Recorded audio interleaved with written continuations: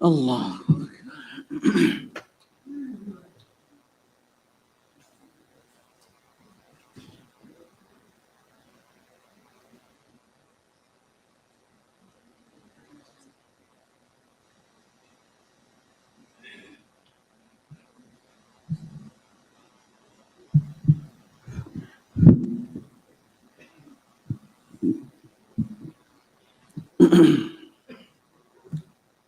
اللهم صل على محمد وعلى آله وصحبه وعلى آله.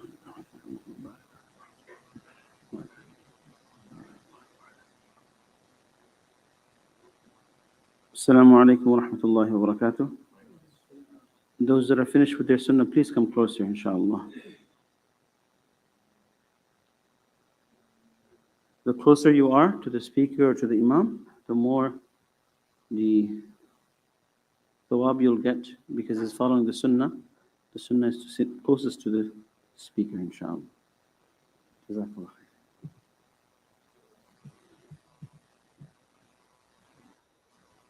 khair.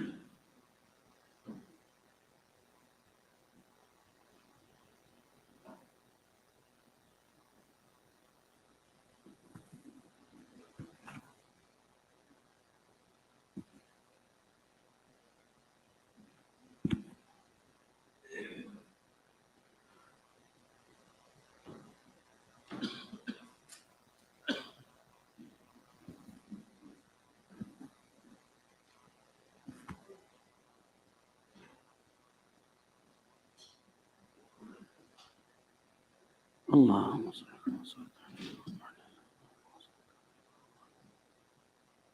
We'll start just now in a few seconds, inshallah. Okay.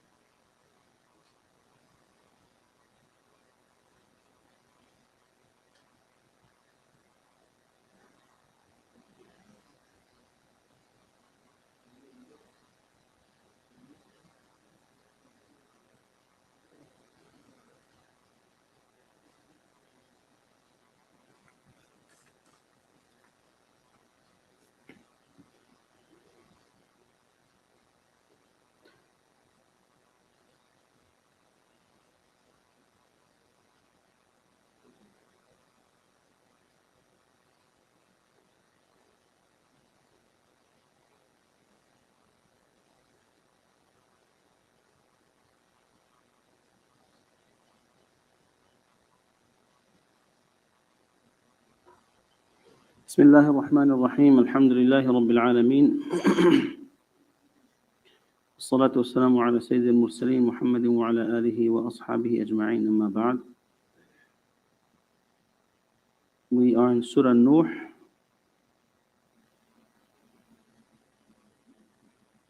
Okay. Surah Nuh, we began the surah last week. We were supposed to do till the 20th ayat, but we weren't able to. We did up to ayat number 12. Inshallah, from 13 we'll start today. We already recited it, but we'll recite it again for the barakah of the Quran. أعوذ بالله من الشيطان الرجيم. بسم الله الرحمن الرحيم.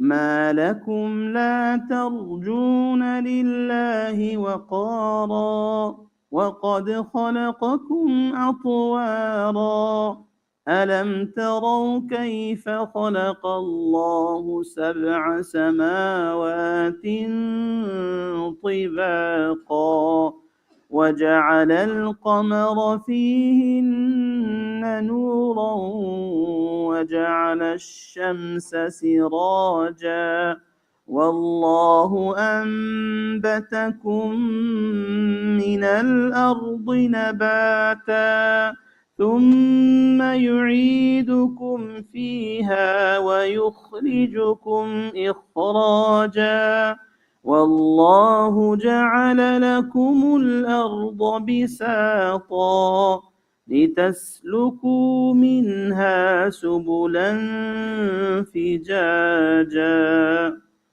صدق الله العظيم.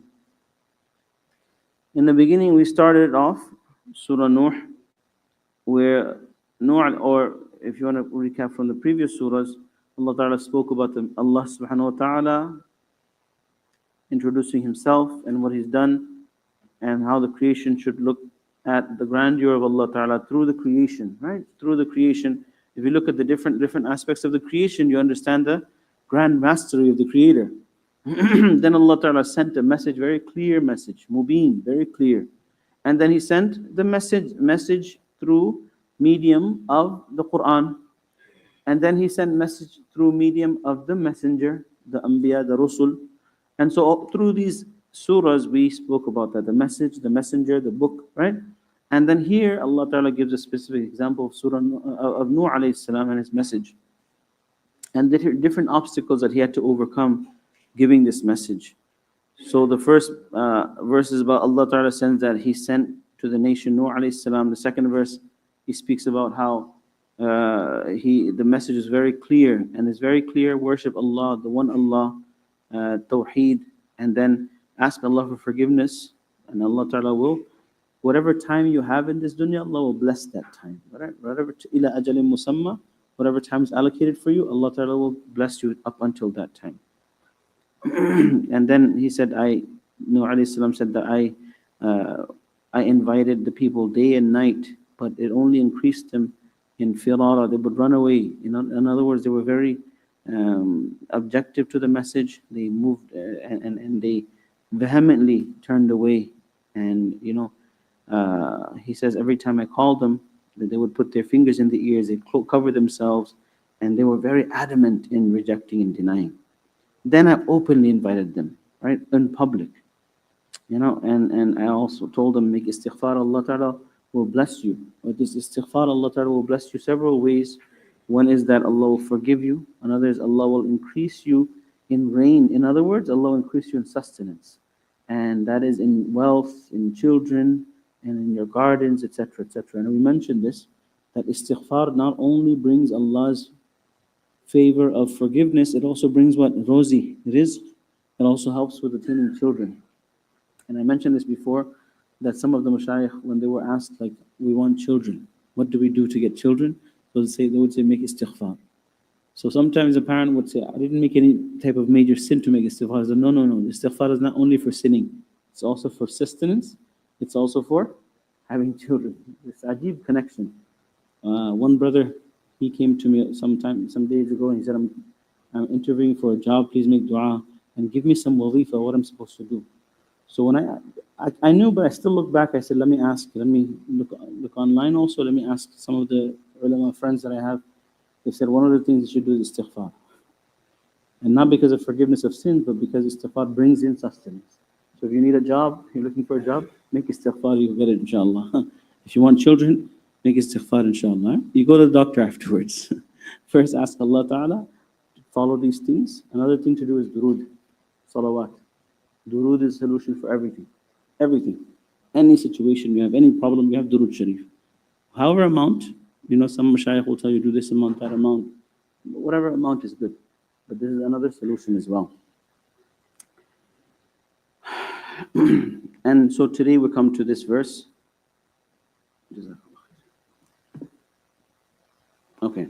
So today we come to the verse. مَا لَكُمْ لَا تَرْجُونَ لِلَّهِ وَقَارًا مَا لَكُمْ لَا تَرْجُونَ لِلَّهِ وَقَارًا. This is a little bit unique in its translation. And مَا لَكُمْ, what is wrong with you? Nuh alayhi salam is telling them, what is wrong with you? لَا تَرْجُونَ لِلَّهِ وَقَارًا. The word raja, for those who know Arabic, Those who know Arabic, it means hope. So there is one translation where one of the ulama did say, and that what is wrong with you?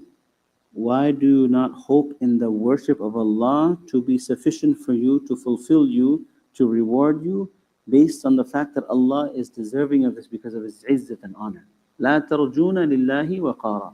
Why don't you hope from Allah or for Allah based on the respect He deserves? So this is one translation. And it is mentioned in one of the Tafseer book. And it makes sense according to the literal word. Tarjuna, the word raja, to hope. But almost all the Mufassirin translated differently. And that's why we're going to translate it differently, not according to the word. All the Mufassirin have mentioned here, raja is in the meaning of khawf, fear. Fear. So how do they translate it? They translate, and this is why it's important to study tafsir. You can't just take literal wordings, right? You have to take the words of the Mufassirin.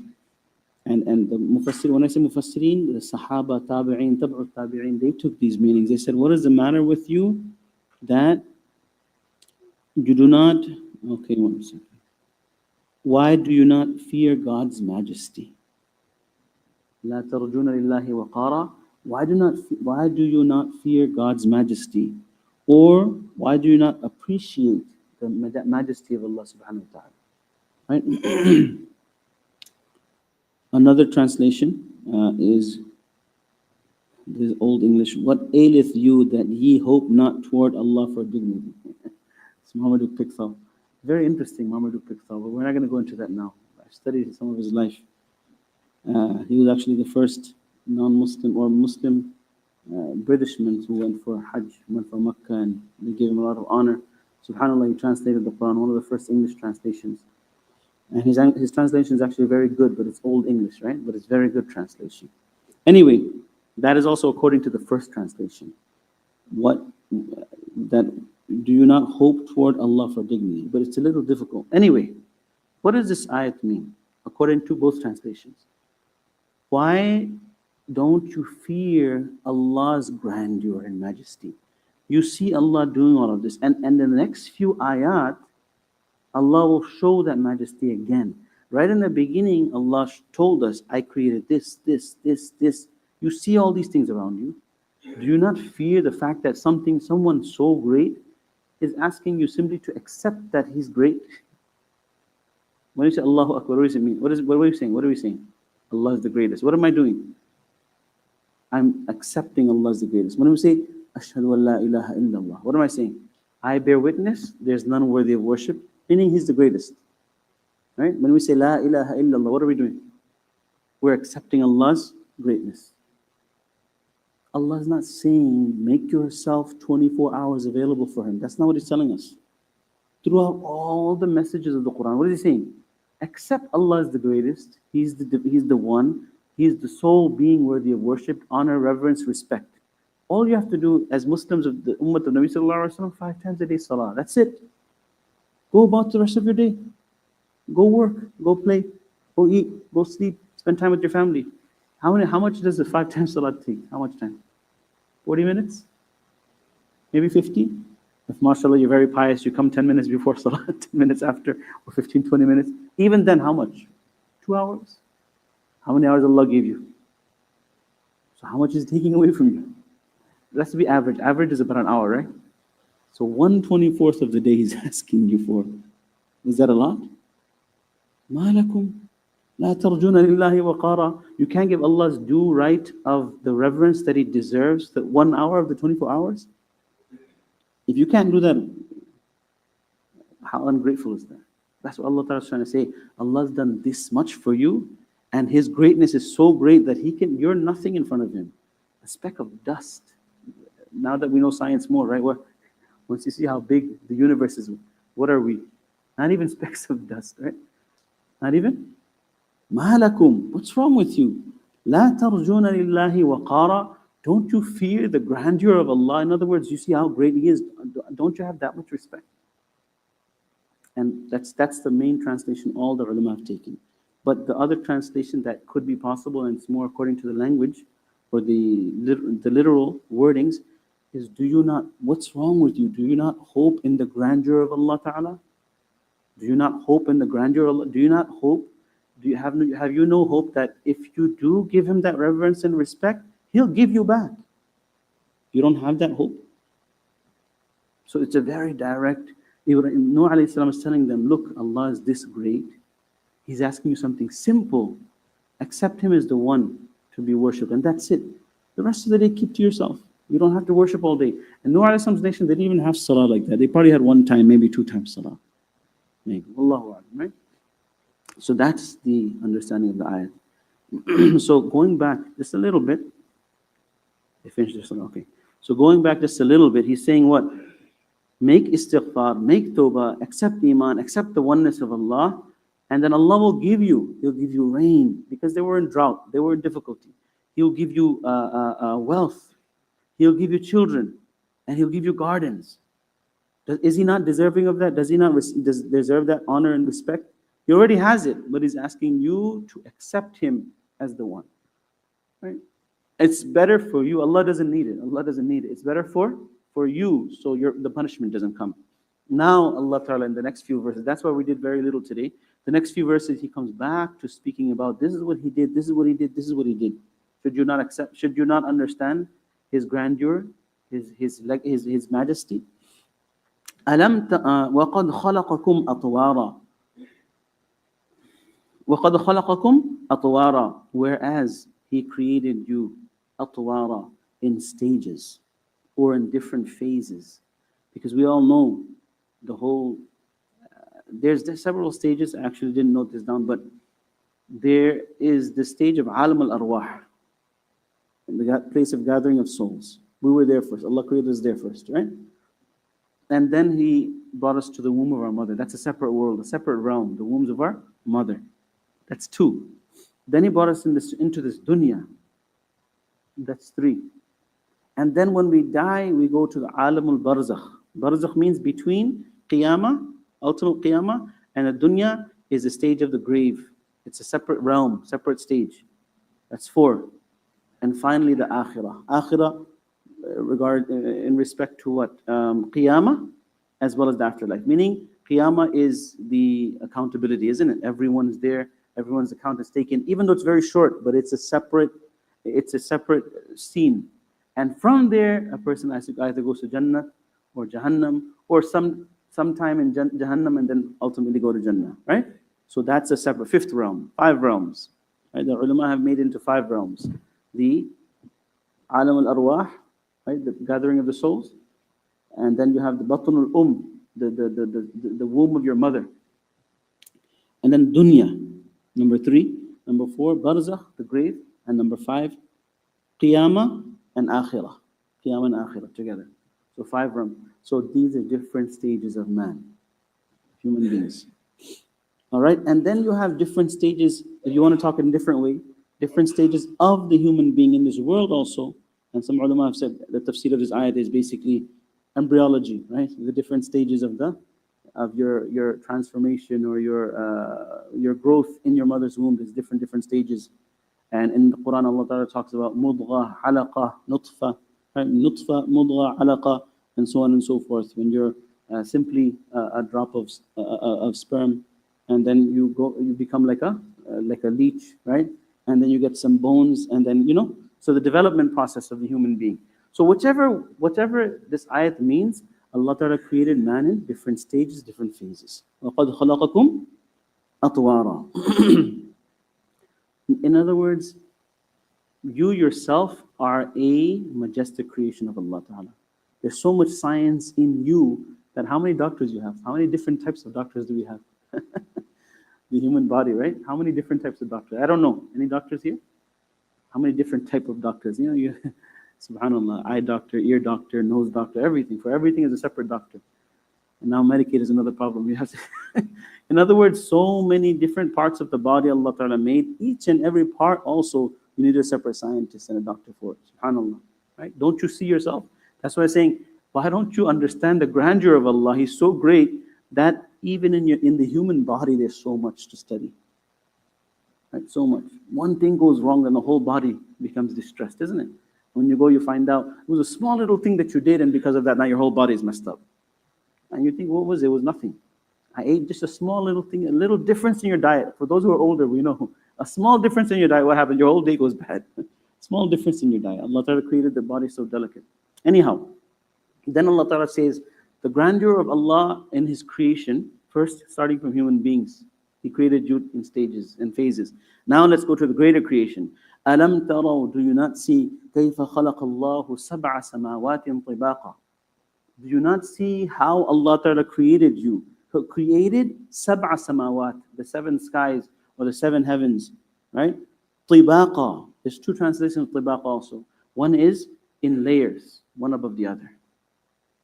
In layers, one above the other. Meaning you have the different level of the cosmos. Again, this is not something, Allah Ta'ala is not teaching us science. We have to understand that. It's not science, He's teaching us signs. It's not SCIENCE, it's what? SIGNS. Allah Ta'ala is showing, and whenever Allah Ta'ala speaks in the Quran, He's speaking to everyone. So He never speaks above the intellect of the general person in the Quran. Besides, when it comes to rulings that are intricate, this is where the ulama say, okay, you need to go to the ulama in terms of ahkam, rulings, because rulings are detailed. But in terms of signs, in terms of His message, in terms of the risala, qiyamah, tawheed, akhirah, these are general things. So Allah Ta'ala doesn't give anything in the Quran that's way above our means and understanding, where we need to get an intellectual or professional to understand. Allah Ta'ala is simply telling us, the skies that sit above you, there are 7 layers. That's that much. You see some of it. You see some of it. And maybe over time you'll see more of it. Now you have, mashallah, astronomers, you see much more of the physical, tangible universe. But we still don't know anything, really. We don't know very little. So Allah Ta'ala is saying, there's in different layers. Another translation is how the 7 heavens are in harmony. Harmony. That's another translation. Tibaq from mutabiq or tibq. In other words, they're in harmony. They're in peace with each other. Again, science is not my field as much as I love it. If we have any scientists here, you can speak up, inshallah. But the universe, Allah Ta'ala said it perfectly. And I've read this documentary before. I've watched this documentary before, many years ago. It said, everything in the universe is perfectly fit in place as it is supposed to be. If it was 1 inch, forget 1 inch, if it was a milli-inch, right, off, there'd be chaos in the cosmos. And they say, the scientists themselves will tell you, it doesn't make sense that this just happened on its own. It doesn't make sense. It can't be. Not possible. I don't know what the religion of these scientists, they're not Muslim, but they're saying that it's not possible for this to suddenly happen with a big bang and everything just happened out of nowhere. It's not possible. Impossible. Impossible scientifically. Impossible. There has to be something great behind it. So it could be another possible meaning of this verse. Allah Ta'ala created, Alam taraw, can't you see? Meaning, go back to the other verse. You don't see the grandeur of Allah, that He created the 7 heavens so perfectly that they're in perfect harmony. They don't clash with each other. You might say, what about the earth? You have tsunamis, you have earthquakes. Allah Ta'ala says this too, that whatever havoc is wreaked in the dunya is because of what you've done to it. What you've done to it. If human beings didn't do their sin and all this, the earth would be normal. Understand? So anyway, just 1 second.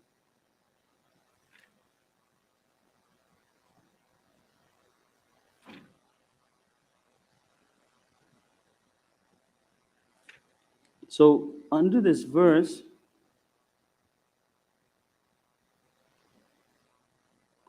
subhanallah, this is why you see the English translations never give the proper Allahu Akbar. This is abridged. Okay. Volume 10, subhanallah, abridged. Abridged Ibn Kathir translation is 10 volumes. So the actual tafsir is much more. So I have something from the actual tafsir, but it's not here. So anyway, I'm going to try to translate some of it.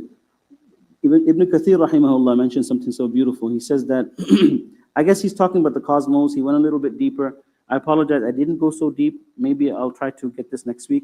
But he said, look at the way, this ayat could be in terms of what we see, or it could be in terms of what we don't see. In terms of what we see, we see the earth, we see the skies. So it can be in terms of the fact that, look, what we see, there's no contradiction. Everything is working perfectly and fine.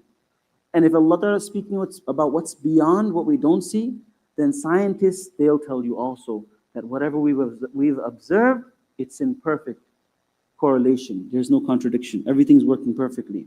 And then he speaks about Ibn Kathir. Imagine this Ibn Kathir, hundreds of years ago. He speaks about this different, the planets. And he speaks about how the 7 stars, or they used to call it stars because planets are actually stars, isn't it? So they would call them stars back in the days, how they're in their orbit, and then the moon is in the orbit of the sky. Actually, I was also going to speak about how when we say the 7 heavens, right, the 7 skies, so one of the tafsir is basically what's surrounding our earth, that's a certain sky, that's a level of a sky. And then what's beyond, Allah knows best. That's why if in the Quran you'll see Sama'ud Dunya, it's mentioned. Sama'ud Dunya, the sky of the earth, right? Or that first, you can say that first level of the earth. So whatever we see above us, this is Sama'ud Dunya, this is the first sky. And then Sab'a Samawat is way beyond our reach, or way beyond our understanding. But what we see above us, this is called Sama'ud Dunya, the first sky, the sky of the earth. Anyway, then he talks about the different planets and their positioning, and then he talks about the kursi, and he talks about the orbit, he talks about the cosmos, he talks about a whole bunch of things. Inshallah, if anything, inshallah, we'll try to get it for you next week, inshallah. I was hoping the English translation would have it. Anyway, he goes right after that, he says, وَجَعَلَ الْقَمَرَ فِيهِنَّ نُورًا. And he's made the moon, qamar, in the skies, فِيهِنَّ نُورًا, as a means of light. وَجَعَلَ الشَّمْسَ سِرَاجًا. And he's made the sun also like a lamp. Very similar in meaning, but not exactly the same. Nur also means light, siraj also means lamp, right? The light of the moon and light of the sun, they're different types of light, so different words. But in other words, Allah Ta'ala has made, these are the great creation of Allah Ta'ala. He's saying again, why don't you give Allah Ta'ala His due respect? He created these great creations. Can you create them? Can you make the night and day, or the alteration between night and day? Can you do that? Or the way when all the light comes off the moon, the light of the moon shines upon everything. If you've ever been somewhere like in the jungle, or in the suburb, or in the towns, and it's dark at night time, subhanAllah, and the moon is shining bright. It's a deep type of light, subhanAllah. You can see everything. It's a different type of light. So these are lights that Allah Ta'ala has naturally created.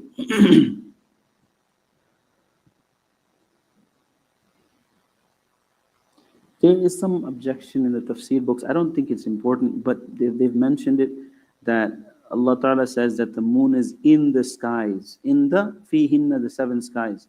So how is that possible, that the moon is shared between all 7? But I think this is a silly objection in the sense that when you don't understand language, you speak like that. So just like a person says that, one second. Fihinna doesn't mean in the skies. In other words, being in all of them. It could also come in the meaning, in English you say among the skies. It is among the skies, right? It's there, in one of the skies. And yes, so there's several pages written on this, but I don't think it's so important.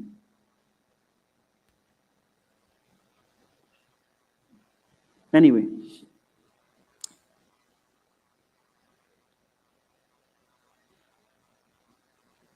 Okay, so he's speaking about first he spoke about creation, insan, then he spoke about the skies, then he spoke about the moon and the sun.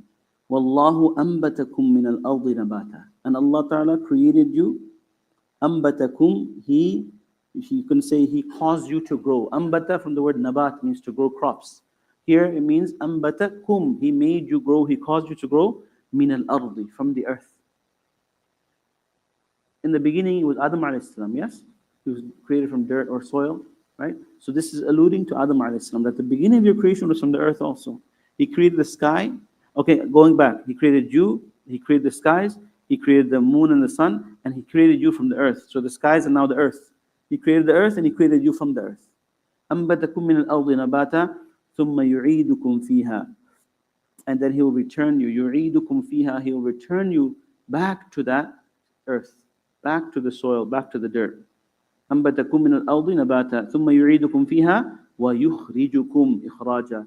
And then He will take you out also from the earth as well. يخرجكم إخراجا. He will take you out from the earth as well.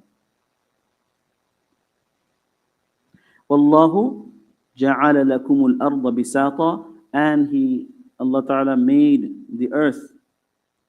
جعل لكم, made for you the earth as bisata, as a means of expansion or spread out for you. So, subhanallah, just going back a little bit.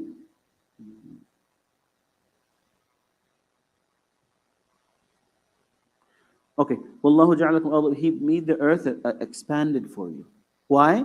لِتَسْلُكُوا مِنْهَا سُبُلًا فِجَاجًا, so that you may follow, you may tread the path, subulan, or the paths that are open, that are wide, that are spacious, that are broad. In other words, Allah Ta'ala made the earth such that you can travel. He made the earth such you can travel. There's a lot of details in these verses. And what happened is, Allah Ta'ala, again, I'm saying this again, Allah brought these verses in a general sense, so the general public can understand that each of these creation are massive.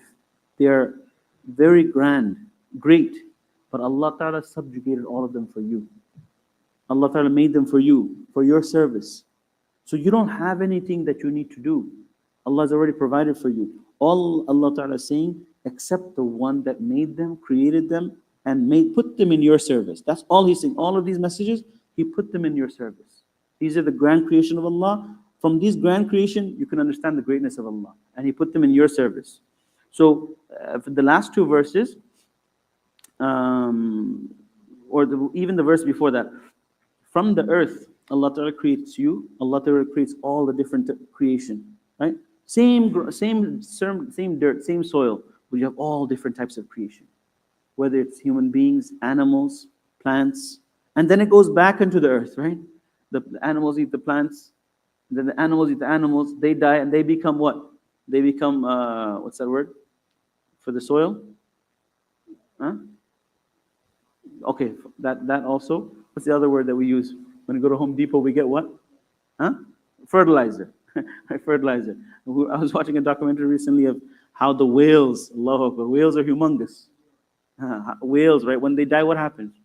They sink down to the bottom of the ocean, and they become, thing for, nutrition for all these different animals of the sea, right? And it's just like recycles, and then the animals live off the other animals, right? So Allah Ta'ala made all of this from the earth. It goes back into the earth. So same way Allah Ta'ala created you from the earth, He will take you back into the earth, and then He'll bring you back out of the earth as well.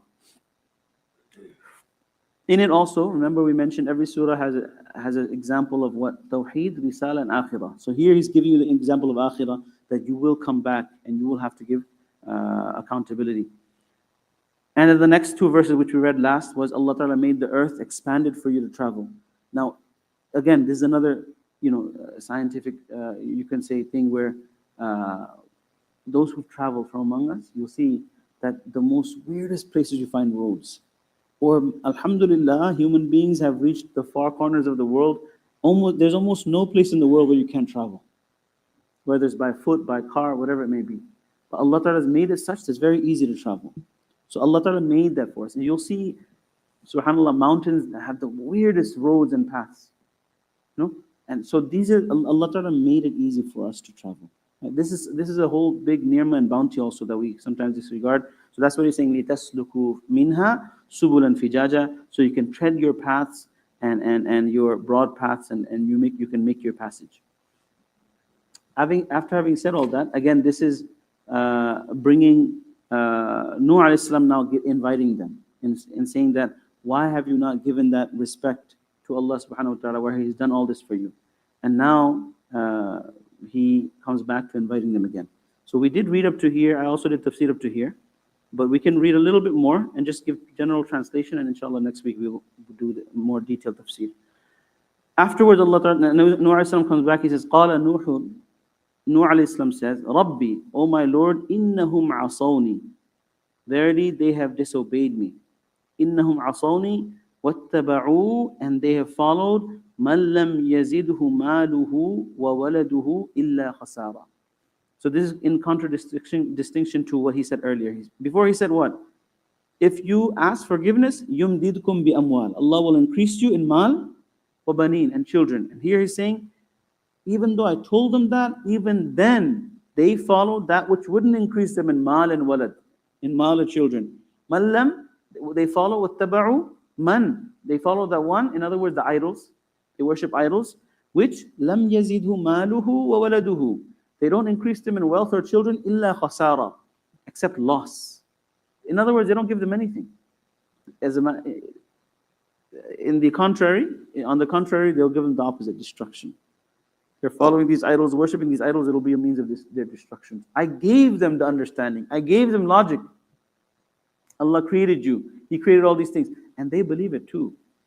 They believed it as well. They believe that there are many gods, but the biggest of them all is Allah, the creator who created everything, did everything. But we still have to worship these gods as well. So they believed in God, but they didn't want to delegate everything to just one God. That was the problem. So Nuh said what? Why do you not give Allah the due respect He deserves? What did these gods do for you? Nothing. He is the one you accept and you believe that He did everything for you. And then the fact that He's given you this grand creation to serve you. He deserves more of that respect and honor, that worship. Why are you guys doing this? So now he's becoming despondent, not despondent, but for the right reason. Nuh saying, Ya Allah, Rabbi, innahum asawni. They're disobeying anything that I tell them, and they're following that which doesn't even give them anything. Even though you promised so much, I've told them, I don't want to listen. In other words, this nation was what? They were not just arrogant and ignorant, they were adamant. They didn't care, they didn't want to. They weren't budging at all. 950 years of da'wah and they weren't moving. Instead, وَمَكَرُوا مَكْرًا كُبَّارًا. They are planning a great plan.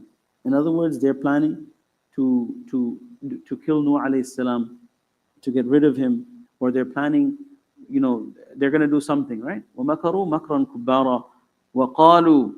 They're instigating against you. What do they say? وَقَالُوا, they say, لَا تَذَرُنَّ آلِهَتَكُمْ. Don't leave your gods.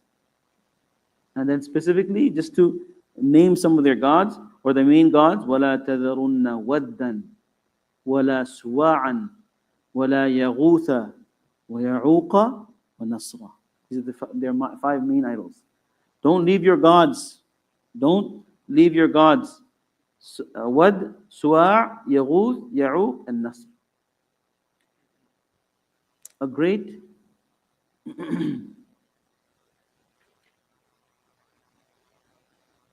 so there's some detail here, inshallah, I can read it to you. But a great lesson, general lesson, because the story is a story. We'll learn the story, but what's the lesson behind it?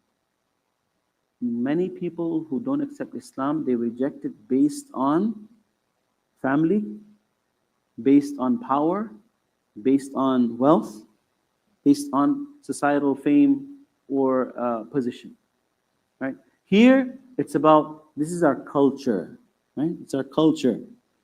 We've been doing this from so long. This is our family heirloom or lineage, or this is our family way. You shouldn't leave your family and your tribe and your culture. There was no other excuse. When Nuh alayhi salam presented all this to them, what did they say? Oh, we're not going to leave what we've been doing. That's their only excuse. Allah Ta'ala gave all these reasons. He gave all these proofs. What was their proof against it? Oh, we're not going to leave the way we've been doing. And for us, the lesson is sometimes we do the same thing. When your child comes to you, or the youngster who's younger than you, he comes to you and you know yourself, this is more logical, this is more reasonable, this decision is more correct. But what do you say? What is my father going to say? What are your uncles going to say? What is the community going to say? What is the committee going to say? In other words, there's no reasoning behind you rejecting the message besides what are people going to say. So for me, it's when I see the story, that's what I see.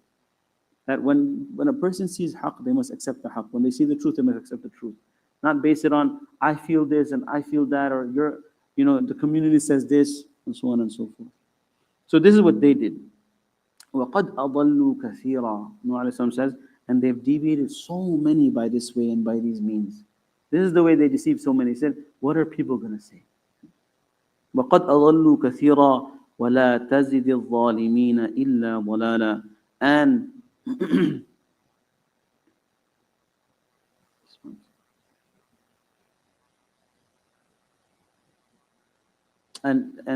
you know, you will not increase.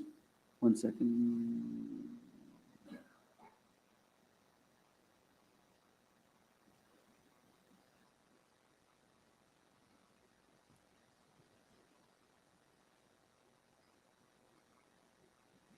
وَلَا تَزِدِ الظَّالِمِينَ إِلَّا ضَلَالًا. And the zalims, right, the oppressors, they will not increase except in dalal, except in deviation. They will not increase except in deviation. In other words, no matter how much we call them, no matter how much I tell them, all they're doing is they're increasing in their deviation.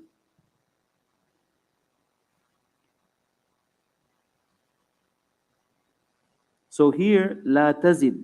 This is a dua by Nuh alayhi salam. Oh Allah, this is their deviation, right? And they've deviated many, so do not increase the oppressors except in deviation. Don't let their plot and plan of now instigating against the message by this silly proof be a means of deviating others. Don't increase them except themselves in deviation. Now there's an objection here, and inshallah we're going to cover it next week. And that is, why would Nuh alayhi salam make this type of dua against them? Also, we're going to cover some of the story of Nuh alayhi salam as well, which is mentioned here, but which is very basic in general. So with that, we'll close for today, inshallah. Hopefully next week we can complete the surah, inshallah. Jazakumullah khair. Subhanallah bihamdihi. Subhanallah wa bihamdik. Subhanakallah wa nashhadu an la ilaha illa anta nastaghfiruka wa natubu ilayk. This just